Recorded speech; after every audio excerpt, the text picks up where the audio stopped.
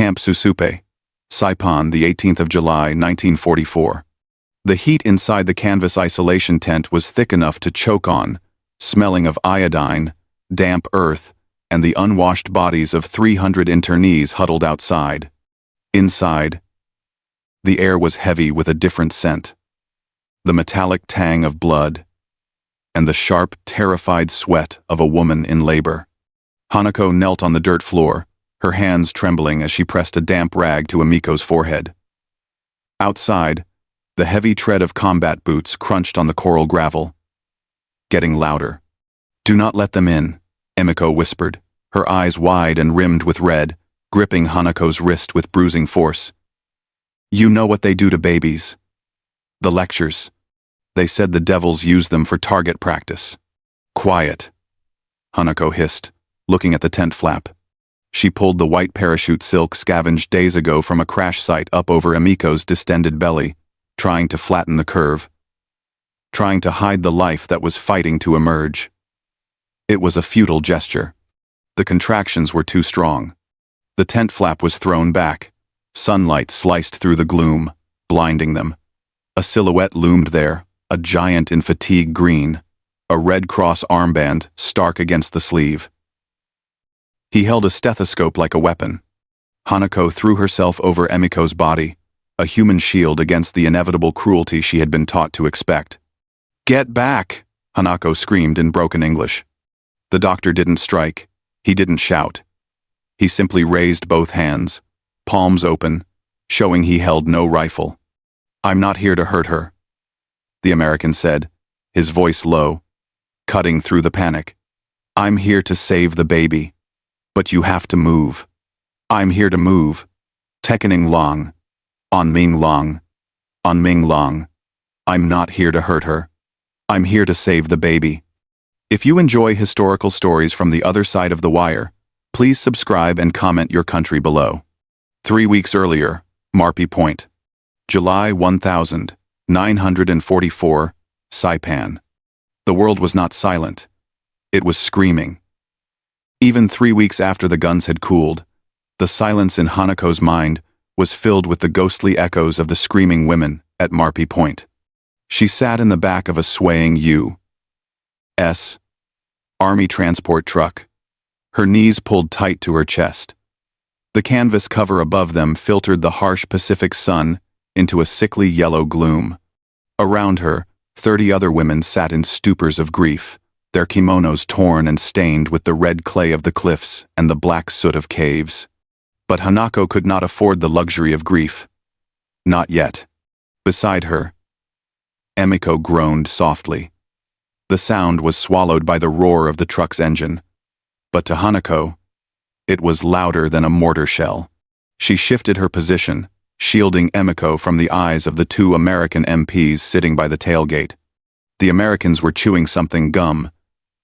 She realized their jaws working rhythmically, rifles resting casually across their knees.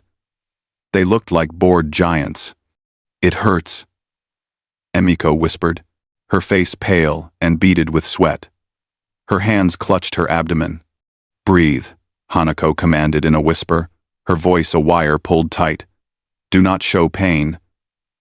If they see you are weak, they will separate us." Hanako's hand went to the bundle at Emiko's waist. It was a crude corset she had fashioned from white parachute silk. She had scavenged the material from a dead paratrooper caught in a tree line days ago, before their capture. The silk was strong, cool to the touch, and unforgiving. She had wrapped it tightly around Emiko's 8-month pregnancy, binding the life inside, flattening the curve just enough to pass for bloating or malnutrition. It was a dangerous deception. The propaganda leaflets, dropped by the Japanese planes, had been clear. The American devils will kill the men and eat the children. Hanako didn't know if she believed the eating part, but she had seen enough death to believe the killing. The truck hit a pothole. Emiko gasped, doubling over. One of the MPs looked up. He had bright blue eyes, the color of the deep ocean that had swallowed so many of their friends. He pointed a finger at Emiko. "Hey," he said.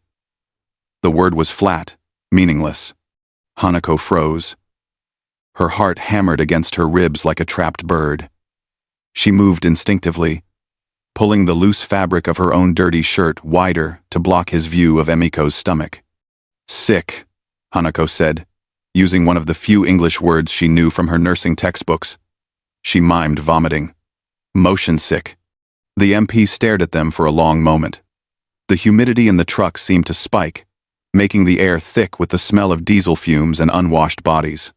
Hanako's fingers dug into the parachute silk hidden beneath Emiko's clothes. "Please," she prayed to ancestors she wasn't sure were listening. "Please don't look closer." The soldier shrugged, boredom returning to his face. He gestured vaguely to the floorboards. "Keep it off the boots, Mama-san." The truck slowed, turning sharply. Through the rear opening, Hanako saw rows of barbed wire stretching endlessly under the tropical sun. Watchtowers rose like wooden skeletons against the blue sky. "Camp Susupe," a woman across from them whispered, the name sounding like a curse. Hanako tightened her grip on Emiko's hand. They had survived the cliffs. They had survived the capture. Now, they had to survive the rescue. The tailgate of the truck clattered down with a sound like a gunshot, startling the women into a collective flinch. Outside, the world was a blinding wash of white coral dust and harsh sunlight. Voices barked orders in English, sharp and guttural, cutting through the humid air. "Out! Everybody out! Let's go, move it!" Hanako helped Emiko down from the truck bed. Her friend's legs were swollen, the ankles puffing over the wooden clogs she still wore. As her feet touched the ground, Emiko swayed, her face turning the color of ash. Hanako gripped her elbow, her fingers digging in hard enough to leave marks. "Stand up straight," Hanako hissed into her ear. "Do not look at their eyes. Look at the ground." They were herded into a long line snaking toward a series of open-sided tents. The air here was thick, with a strange, chemical fog. A fine white powder drifted on the breeze, coating the palm trees and the barbed wire like a grotesque, tropical snow. Hanako watched in horror as the line moved forward. At the front, American soldiers wearing masks and goggles were wielding metal canisters with hand pumps. They were blasting the civilians with clouds of white dust, DDT. Hanako's stomach churned. She saw an old woman ahead of them, forced to loosen her kimono. The soldier stuck the nozzle of the pump down the back of her neck and up her sleeves, pumping the chemical vigorously. The old woman coughed, her eyes watering, looking humiliated but too terrified to resist. "They are poisoning us," Emiko whispered, her voice trembling. "They are preparing us for the ovens." "Emiko." "No," Hanako said, though she wasn't sure. "It's for lice. Hygiene." She tried to sound clinical, grasping at the logic of her nursing training, but the sight was dehumanizing. It stripped away their dignity before they even entered the camp proper. The line moved relentlessly. 10 people, 5, 2. Then it was their turn. A tall American soldier stepped forward. He was young, his face obscured by a dust mask, his sleeves rolled up to reveal forearms matted with golden hair. He gestured impatiently at Emiko, motioning for her to open the front of her dirty blouse. Emiko froze. Under that blouse, the white parachute silk was wound so tightly it was cutting into her skin, suppressing the 8-month bump of her unborn child. If she opened her shirt, the silk would look like a bandage, but the shape would be undeniable to anyone with eyes. The soldier stepped closer, reaching out with a gloved hand to pull at Emiko's collar. Hanako moved. She stepped between the soldier and Emiko, bowing low, desperate and aggressive. "No," Hanako said, looking up at the masked giant. She pointed to Emiko's midsection. "Burn. Fire. Burn. Bad." She mimed pain, touching her own stomach and wincing. She pointed to the glimpse of the white silk, visible at Emiko's neckline. "Bandage. Do not touch." The soldier paused. He looked from Hanako to the trembling Emiko. He saw the white fabric, dirty at the edges. In the heat and chaos of the processing line, with hundreds more refugees waiting behind them, he hesitated. The fear of infection, or perhaps just simple exhaustion, made him pull back. All right, the soldier grunted, his voice muffled by the mask. Turn around. He didn't make her open the shirt. Instead, he pumped the white dust liberally into Emiko's hair, onto her back, and down her sleeves. Emiko squeezed her eyes shut, holding her breath as the chemical cloud enveloped her. Hanako received her own dusting a moment later, choking on the chalky taste of the pesticide. It coated her eyelashes and filled her nose. Move along! They stumbled out of the cloud and into the camp proper. They were covered in white powder, looking like ghosts returning from the grave. Emiko leaned heavily on Hanako, gasping for air. The silk. Emiko wheezed, her hand hovering over her belly. It is too tight. The baby. It is kicking against the knot. It must stay tight, Hanako said, her voice devoid of pity, because pity would get them killed. She brushed the chemical dust from Emiko's shoulder. We are inside now. But the eyes are everywhere. Camp Susupe sprawled before them, a city of canvas and misery, where the battle for survival had just shifted from the cliffs to the cages. Hunger had a sound. In Camp Susupe, it was a low, constant hum, punctuated by the crying of children and the dull scraping of tin spoons against empty bowls. 3 days had passed since their arrival. The camp was a sprawling, chaotic grid of makeshift shelters constructed from scrap wood, corrugated metal, and palm fronds. The ground had turned into a mire of mud and human filth. Hanako sat cross-legged on a woven mat, watching Emiko. Her friend was lying on her side, breathing in, shallow, hitching gasps.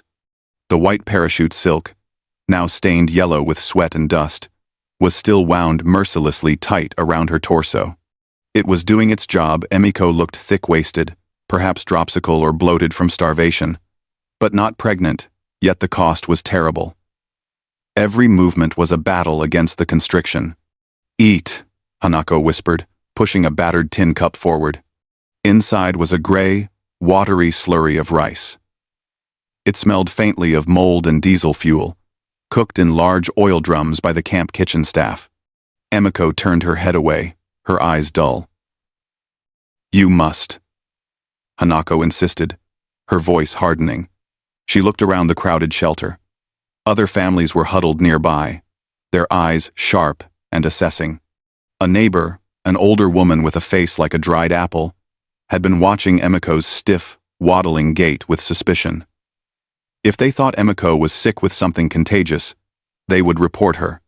If they found out she was pregnant with a soldier's child, the shame might turn violent. The baby needs it, Hanako hissed, leaning close. Swallow it. Emiko took a small sip, wincing as the liquid hit her empty stomach. She managed 2 swallows before pushing the cup back. It tastes like defeat. Hanako finished the rest herself. She hated the taste, but her body craved it.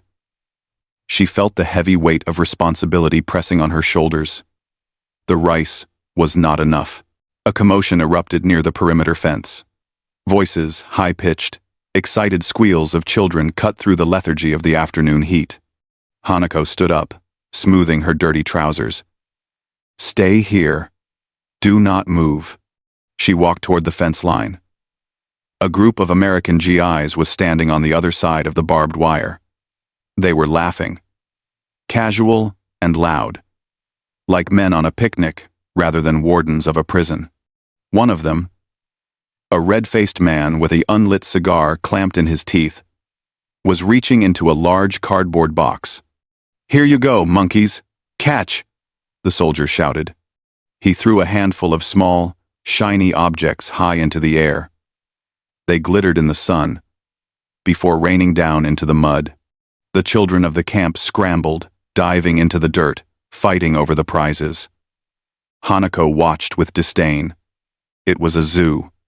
and the Americans were feeding the animals. It was humiliating. But then she saw a small, rectangular packet land near her sandal. It was wrapped in brown wax paper with bold English lettering, Hershey's. She froze. Her pride told her to kick it away, to spit on the offering of the demons who had burned their homes. But behind her, in the dark tent, Emiko was fading. The baby was starving. Hanako looked left, then right. In one fluid motion, she dropped to a crouch, snatched the packet from the mud, and shoved it into her pocket. She turned and walked away quickly, her face burning with shame. Back in the shadows of their shelter, she unwrapped the treasure. It was a dark brown bar, slightly melted from the tropical heat. She broke off a corner and put it to Emiko's lips. Medicine, Hanako lied. American medicine. Emiko opened her mouth. As the chocolate melted on her tongue, her eyes widened. The shock of the sugar, rich and foreign, was almost violent after weeks of roots and bad rice. It is sweet, Emiko whispered. A flicker of life returning to her gaze. Hanako licked the residue from her own thumb. The taste was complex, bitter, creamy, and overwhelmingly rich. It was the taste of a country that had so much excess it could throw luxury into the mud for prisoners. It was the taste of power. She looked at the white parachute silk binding Emiko's belly. They were fighting a war with fabric and starvation, while the enemy fought with chocolate. For the first time, Hanako felt a crack in her resolve, a terrifying thought that perhaps the propaganda had lied about more than just the food. Sunday morning in Camp Susupe did not bring rest. It brought the loudspeakers. They crackled to life just after dawn, the static spitting like frying fat before a nasal voice echoed across the muddy compound. The message was repeated in broken Japanese, loud and distorted. Medical inspection. Sector 3. All women and children. Mandatory. Typhus and dysentery protocol. Hanako froze, a half-mended sandal in her hand. Beside her, Emiko lay curled on the mat, her breathing heavy. The white parachute silk was still doing its work, compressing her belly into a deceptive flatness. But the deception relied on distance. A medical exam meant proximity. It meant stethoscopes. It meant hands pressing on skin. They will touch me, Emiko whispered, staring at the canvas ceiling of their shelter. They will feel him moving. Hanako looked out the tent flap. A line was already forming near the main administrative tent. She saw American medics in white t-shirts moving efficiently, rolling up sleeves, injecting vaccines, and pressing cold metal discs against the chests of frightened women. They were thorough. Too thorough. We cannot go, Emiko said, panic rising in her voice. We must, Hanako replied, her mind racing. If we do not go, the MPs will come here with bayonets to fetch us. That is the rule. She looked at Emiko, her pale, sweaty skin, the exhaustion etched under her eyes.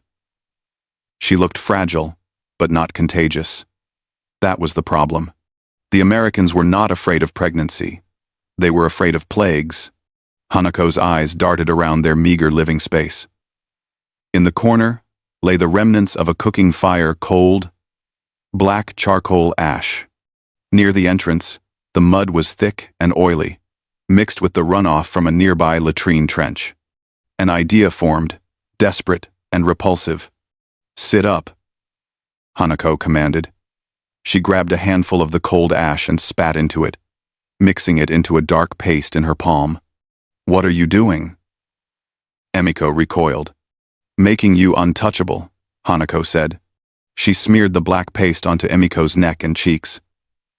Then she scooped up the dark, foul-smelling mud from the entrance and dabbed it over the ash, creating the appearance of weeping, necrotic lesions. She worked with the precision of a makeup artist from the kabuki theater. But her canvas was terror. She rubbed red clay around Emiko's eyes to simulate feverish inflammation. When she was finished, Emiko looked horrifying. She looked like a carrier of death. Do not speak, Hanako instructed, wiping her own dirty hands on her trousers. Moan. Limp. Let me do the talking. They joined the back of the line. The sun was beating down, baking the smell of the mud and ash on Emiko's face. The Japanese women ahead of them turned, gasped, and stepped away, creating a wide berth. The fear was instant and genuine. They shuffled forward until they reached the checkpoint. A young American corporal, clipboard in hand, looked up. He took one step toward them and then stopped dead, his face twisting in disgust. "Whoa," the corporal said, holding up a hand. "Hold it right there." Hanako bowed low, trembling with feigned weakness. She pointed to Emiko, who was swaying and emitting low, pained sounds. "Sick," Hanako said, her voice guttural. "Bad skin. Very bad." She traced a circle in the air, near her own face. "Leprosy? Maybe leprosy?" She used the English word she had heard the missionaries use years ago. It was a magic word, a word of ancient terror. The corporal took a sharp step back, covering his nose and mouth with his forearm.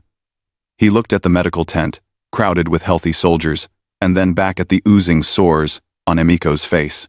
He didn't want to touch her. He didn't even want to breathe the air near her. "Get her out of here," the corporal barked, waving his clipboard toward the far edge of the camp, where the quarantine tents stood in isolation near the swamp.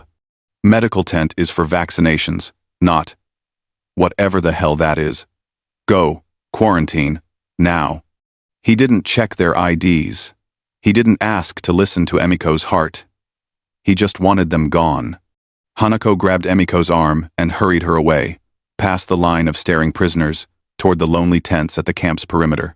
Underneath the dirty shirt, beneath the layers of white parachute silk, the baby gave a strong kick. Unseen and safe. They had survived the inspection, but they had cast themselves out of the herd.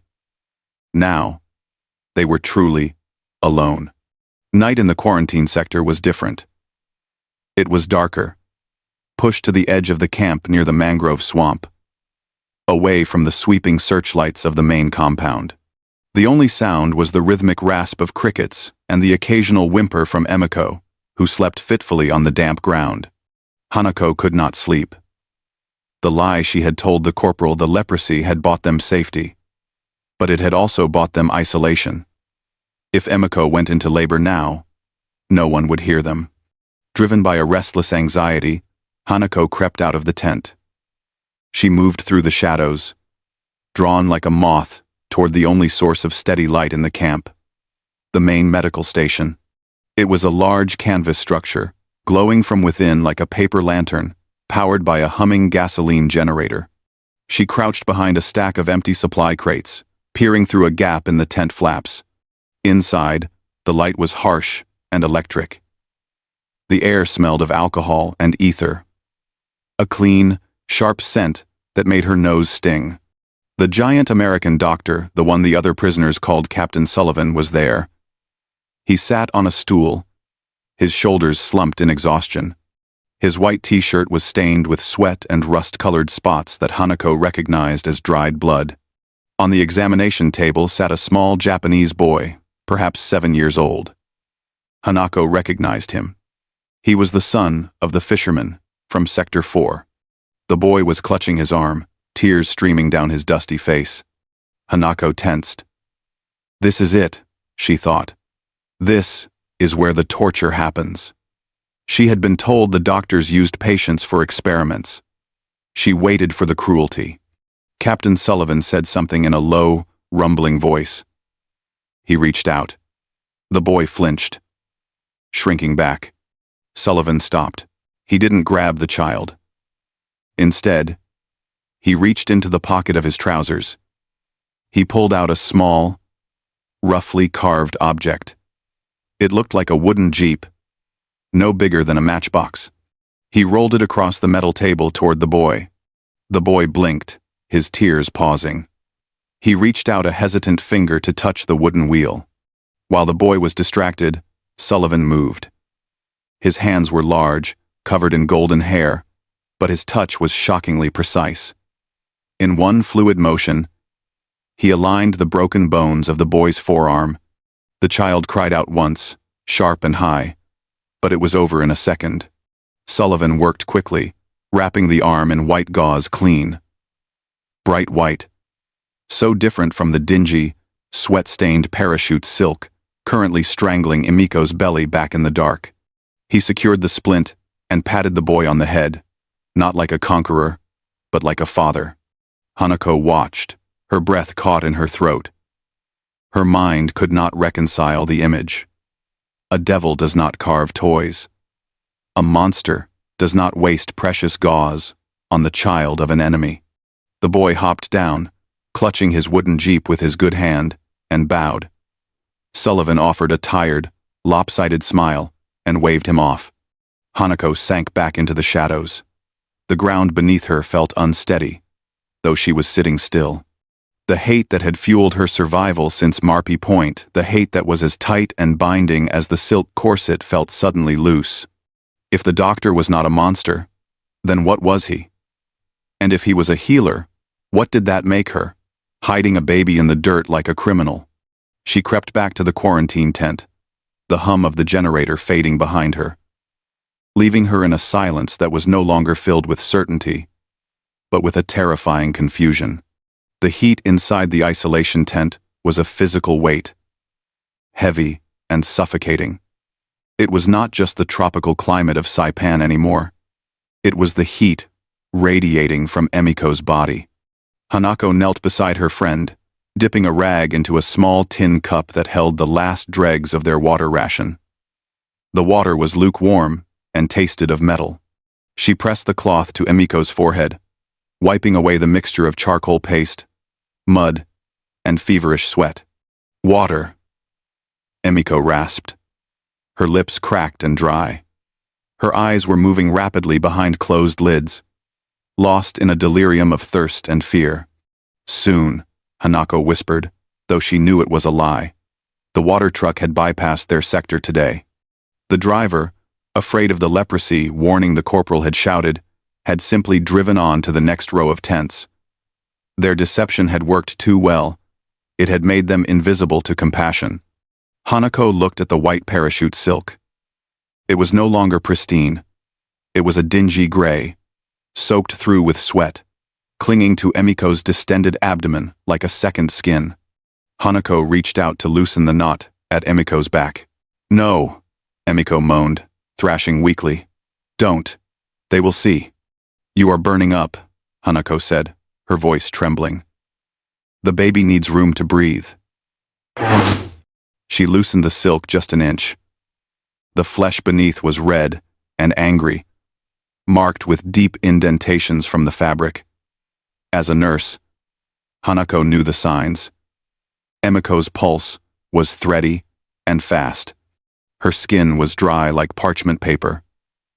Dehydration was setting in, and with it, the risk of the body rejecting the pregnancy. Hanako stood up. She had to get water. Real water. Cool and clean. She moved to the tent flap and peered out. The camp was asleep, bathed in the blue light of the moon. Across the muddy expanse, near the American guard post, she saw the canvas lister bag hanging from a tripod, a reservoir of treated, chlorinated water. She took a step out, clutching her empty tin cup. "Halt." The command came from the darkness. A flashlight beam hit her face, blinding her. Hanako froze. A sentry stepped out of the shadows, his rifle held across his chest. He was wearing a poncho against the light drizzle that had started to fall. "Quarantine," the soldier barked, pointing his weapon back toward her tent. "Get back inside. No wandering. Water," Hanako pleaded, holding up the cup. "Please. Sick. Friend." "Water truck comes in the morning," the soldier said, his voice muffled by the rain. "Back inside. Now." He racked the bolt of his rifle, a sharp, metallic clack-clack that needed no translation. Hanako retreated. She stumbled back into the stifling darkness of the tent. Defeated. She dropped the empty cup. It clattered against a stone, a hollow sound of failure. Suddenly, Emiko gasped a sound that was not a moan, but a sharp intake of breath that sucked the air from the room. She sat, bolt upright, her eyes wide open and lucid for the first time in hours. "Hanako," she whispered, clutching her stomach. A heavy, wet sound followed, like a bucket of water being overturned on the dirt floor. The smell of copper and musk filled the small space. Hanako scrambled to her side. The dirt beneath Emiko was turning into dark mud. "The water," Emiko cried, gripping Hanako's arm with terrified strength. "It broke. It is too early." Hanako looked at the parachute silk, now stained dark. The barrier was breached. There was no more hiding. The baby was coming. Here, in the dirt, in the dark. With no water and no hope. The storm arrived with a fury that matched the violence unfolding inside the small canvas tent. Rain hammered against the roof like handfuls of gravel thrown by an angry god, drowning out the shallow, terrified gasps of the women inside. Hanako worked by touch in the suffocating darkness. Her hands were slippery with blood and fluid. She had managed to unknot the white parachute silk, pulling it free from Emiko's body. The fabric, once a shield, was now a sodden, heavy pile of refuse in the corner. Freed from its constriction, Emiko's belly looked impossibly large and distorted against her emaciated frame. "Push," Hanako whispered, her ear pressed close to Emiko's lips. "But push silently. Bite on this." She shoved a roll of fabric, a torn strip from her own sleeve, between Emiko's teeth. Emiko bit down, her jaw muscles bulging, a low, guttural animal noise vibrating in her throat. It was going wrong. Hanako knew it instantly. The baby was not coming head first. Her fingers traced the small, terrifying shape of a foot. Breach. In a hospital with stirrups and forceps, this was dangerous. Here, on a mud floor in a prison camp, it was a death sentence. "It hurts." Emiko spat the gag out, her voice rising to a shriek that cut through the drumming of the rain. "Stop it! Stop it! Quiet!" Hanako clamped a hand over her friend's mouth, tears streaming down her own face. "They will hear you!" But it was too late. The contraction seized Emiko's body, arching her back off the mat. She screamed a long, piercing wail of pure agony that no rainstorm could hide. Outside, the rhythm of boots splashing through mud changed. "Hey, in there!" a voice shouted in English, close and angry. Hanako scrambled back, shielding Emiko with her body. The tent flap was ripped open violently. A beam of light sliced through the darkness, blinding them. It swept across the chaotic scene. The blood-soaked earth, the naked, writhing woman, and Hanako, crouching like a cornered animal. Two MPs stood there, rain dripping from their helmet brims, rifles leveled. The white light of the flashlight made their eyes look hollow and menacing. "What the hell is going on?" one soldier shouted, stepping inside. The smell of wet wool and gun oil flooded the small space, overpowering the scent of birth. Hanako threw her arms out. "No! Get out! Sickness! Leprosy!" She screamed the lie again, but it held no power now. The soldiers could see the blood. They could see the life trying to force its way out. "Jesus!" The soldier lowered his rifle slightly, his expression shifting from aggression to shock. "She's having a kid. Doctor!" The other soldier yelled over his shoulder, his voice cracking. "Get the doc! Now!" Hanako didn't understand the words, only the tone. It was loud. It was urgent. To her ears, it sounded like an order for execution. She grabbed the discarded parachute silk, wet and ruined, and tried to cover Emiko's exposed shame, trembling violently. Then, the silhouette appeared. He filled the doorway, blocking out the rain and the night. He was huge, his fatigue uniform soaked dark, a Red Cross armband barely visible in the gloom. It was the man she had watched from the shadows, Captain Sullivan. He stepped into the light, not with a weapon, but with a leather medical bag. The moment from 3 weeks ago had finally caught up to them. The hiding was over. "Get back," Hanako screamed, her voice cracking. She positioned herself between the doctor and the sobbing Emiko, her arms spread wide like a bird defending its nest. "No touch! No kill!" The two MPs behind the doctor tensed, raising their rifles slightly. The air in the tent crackled with the threat of violence. Emiko was curled in a fetal ball on the muddy mat, clutching the sodden, blood-streaked white parachute silk to her chest, her eyes squeezed shut in anticipation of a bullet. Captain Sullivan did not shout. He did not move forward. Instead, he looked at the terrified women, then at the nervous soldiers behind him. He sighed, a sound of deep weariness that seemed to deflate his massive frame. Slowly, deliberately, he unbuckled the heavy leather belt at his waist. Hanako flinched, expecting him to draw a weapon. But Sullivan simply pulled the entire rig holster, pistol, and ammunition pouch free from his hips. He handed the heavy weight to the nearest MP. "Take it outside," Sullivan said, his voice low and steady. "And you two wait out there. Give us room." "But sir, these are—" "Out," Sullivan commanded. "This isn't a combat zone. It's a delivery room." The soldiers retreated, taking the weapons and the harsh glare of their flashlights with them. Sullivan clicked on a smaller, softer battery lantern from his bag and hung it on the tent pole. The aggressive shadows retreated, replaced by a warm, amber glow. Hanako stood frozen, her chest heaving. The enemy had just disarmed himself. It was a violation of every rule of war she had been taught. Sullivan ignored her shock. He opened his leather bag and took out a canteen and a bar of soap. He poured the water over his large, hairy hands and began to scrub. The smell hit Hanako instantly. It wasn't the smell of gunpowder or rot, or the acrid DDT dust. It was the sharp, clean scent of carbolic soap, antiseptic and civilized. It was a smell from a world that wasn't burning. "Breach?" Sullivan asked, gesturing to Emiko with a soapy hand. He mimed a foot, coming out first. Hanako blinked, the medical terminology cutting through her panic. She nodded slowly. "Yes. Feet first." "Okay," Sullivan said. He dried his hands on a clean white towel, then knelt on the dirt floor, heedless of the mud staining his knees. He looked up at Hanako, his blue eyes clear and devoid of malice. "I need to turn the baby," he said, speaking slowly and enunciating every word.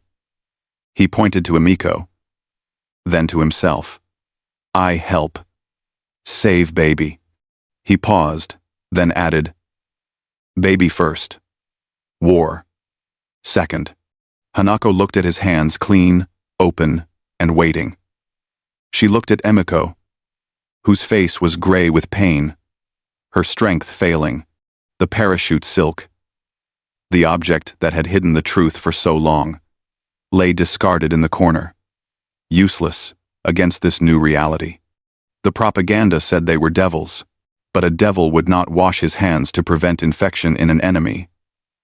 A devil would not cast aside his sword to hold a life. Hanako let out a long, shuddering breath. Her arms dropped to her sides. She stepped back, creating a space beside the mat. "Please," she whispered, the English word tasting strange on her tongue. "Save." Sullivan nodded once, professional and focused, and turned to the work of life. The tent became a world of its own, suspended in a bubble of amber light and concentrated silence. The storm outside was reduced to a distant drumming, irrelevant to the struggle on the mat. Hanako knelt at Emiko's head, gripping her friend's shoulders. The fear was still there, curled in her stomach like a cold stone, but her hands remembered their training. She was no longer just a prisoner number, she was a nurse. "Push when he says," Hanako instructed in Japanese, wiping Emiko's face with a corner of the towel Sullivan had provided. "Trust the hands." Sullivan was a study in controlled force. His large frame, which had seemed so threatening moments ago, was now hunched in delicate concentration.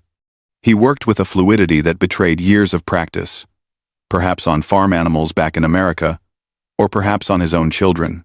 He murmured soft, rhythmic words in English nonsense sounds to Hanako, but the tone was soothing, like a lullaby sung in a baritone key. "Okay, Mama-san," Sullivan said, his eyes locking with Hanako's. He nodded sharply. "Now." "Push!" Hanako commanded. Emiko screamed, her back arching, her knuckles white as she gripped Hanako's forearms. The baby was stuck. Hanako saw the sweat dripping from Sullivan's nose. He didn't panic. He reached in, his fingers moving with impossible gentleness for such a large man, creating space, rotating the small, slippery body. It was a maneuver Hanako had only read about in textbooks, a precise, dangerous dance to free the trapped shoulders. Time seemed to stretch. The smell of blood and iodine was thick. Then, with a wet, sliding sound, the tension broke. Sullivan pulled back, and in his hands lay a small, purple, writhing form. Silence filled the room. A terrifying, heavy silence that lasted 1 second. 2. Hanako stopped breathing. "Is it dead?" Then, the baby gasped a small, hiccuping sound, and let out a thin, high-pitched wail. The sound was electric. It shattered the grim atmosphere of the prison camp. It was a sound of pure, unadulterated life, demanding to be heard. "It's a boy," Sullivan announced, a genuine grin breaking through his exhaustion. He quickly clamped and cut the cord with tools from his bag. Emiko collapsed back onto the mat, sobbing. But these were tears of relief, not terror. "Is he? Does he have?" "He is whole," Hanako whispered, tears blurring her own vision. "He is perfect." Sullivan cleaned the infant efficiently, wiping away the vernix and blood. He looked around for a swaddle. Hanako moved quickly. She grabbed the white parachute silk. She had rinsed it in the basin of clean water Sullivan had brought, wringing it out until it was just damp. It was no longer a corset of concealment. It was no longer a dirty secret. She held it out. Sullivan took the silk, his eyes lingering on the strange fabric for a moment, recognizing the material of his own country's war machine, before wrapping the Japanese infant in it. He handed the bundle to Emiko. The white silk, now clean and soft, cocooned the child. "There," Sullivan said, his voice rough with emotion. He sat back on his heels, wiping his hands on his trousers. "Welcome to Saipan, kid." Hanako looked at the doctor, then at the baby wrapped in the parachute material. The enemy had delivered the future. The war was still waiting outside the tent flaps, but in here, for this 1 hour, there was peace. The storm had washed the world clean. The morning sun rose over Saipan with a brilliance that hurt the eyes, turning the puddles in the camp into shimmering mirrors. The air, usually thick with dust, smelled of wet earth and salt spray. Hanako sat at the entrance of the tent, her back against the canvas.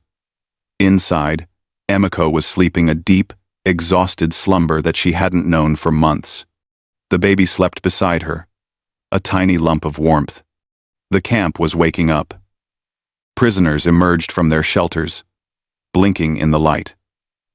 They walked past the isolation tent, their eyes lingering. They had heard the scream in the night. They had seen the Americans enter. They expected to see a body being carried out. Instead, they saw Hanako, tired but upright, guarding the door. A rumble of an engine approached. A jeep, mud-splattered and noisy, rolled to a stop near their perimeter. Hanako stiffened, the old instinct to hide flaring up, but she forced herself to remain seated. Captain Sullivan stepped out. Behind him were the 2 MPs from the night before. But their rifles were slung over their shoulders, forgotten. Between them, they carried a wooden box. It was a rough, rectangular crate. the wood pale and freshly sanded in places. Stenciled on the side in black, block letters were the words, 81 millimeters. Mortar. High explosive. They set the box down gently in the mud before Hanako. "Morning," Sullivan said, his voice raspy. He looked less like an officer and more like a neighbor dropping by. "The boys in the motor pool. Well, they got bored. Made a few modifications." Hanako looked into the box. The dangerous interior of the ammunition crate had been transformed. The sharp edges were sanded down. The bottom was lined with a folded gray wool blanket, creating a soft nest. It was a crib, built from the shell of war. "For the kid," one of the MPs said, shifting his feet awkwardly, looking at the ground. "Can't have him sleeping in the mud."